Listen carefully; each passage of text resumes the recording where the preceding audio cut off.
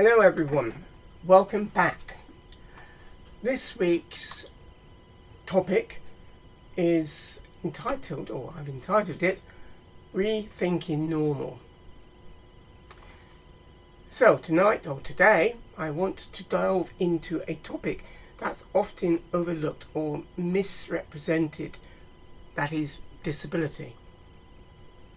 I want to explore not just as a medical condition, or for that matter as a list of limitations, but as a unique perspective that enriches our understanding of the world.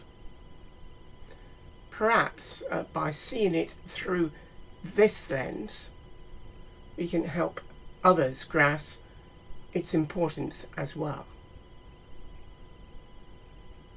When most people think of disability, they usually picture physical support like ramps, wheelchairs, or hearing aids. However, that only scratches the surface. Disability isn't always visible, and it's not solely defined by what individuals cannot do.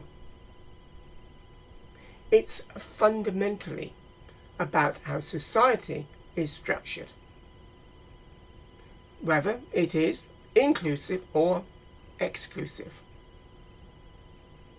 This is where things get truly compelling. I have a disability, a chronic bone condition, as well as I suffer from depression. So I've been reflecting on how our surroundings are, whether they're buildings, digital platforms, or even conversations we engage in.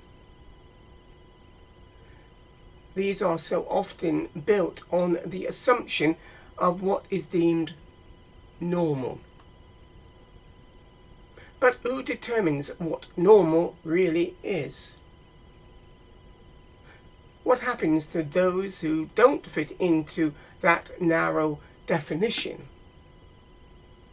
For many, simple, everyday tasks can become significant hurdles. Not because of the individual, but because of how things are designed. Consider that it's not about ensuring physical accessibility. We also need to think about emotional and cultural inclusivity. Look how the media often represents disability, either as a tragedy or an extraordinary triumph.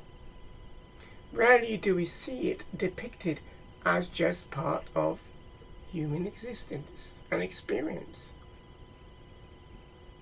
This kind of narrative influences how we treat individuals with disabilities. Our policies are crafted and our spaces are designed. This representation needs to shift. Additionally, let's not forget the role of mental health in this discussion. We're finally, at last, beginning to engage in conversations surrounding mental health and mental well-being. But even then, we often frame it as a personal weakness, rather than a broader sociological and sociological concern. Issues like stress, anxiety, and burnout aren't merely individual battles.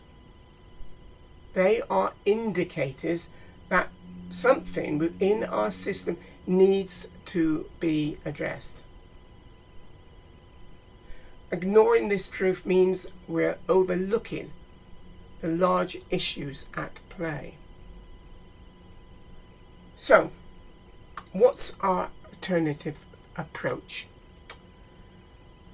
It's not just a matter of adding more features or ticking off boxes for compliance.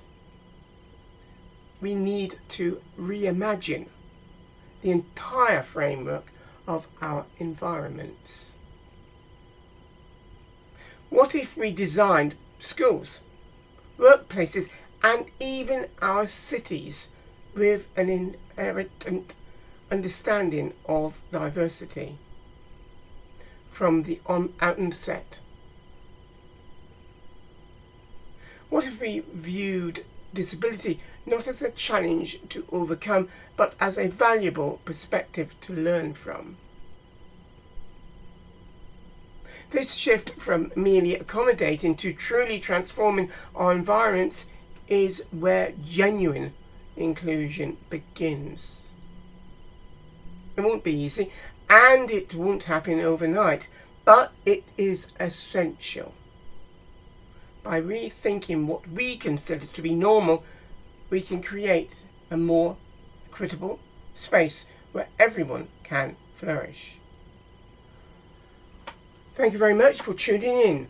So let's continue to challenge our perceptions and strive for a more inclusive future together.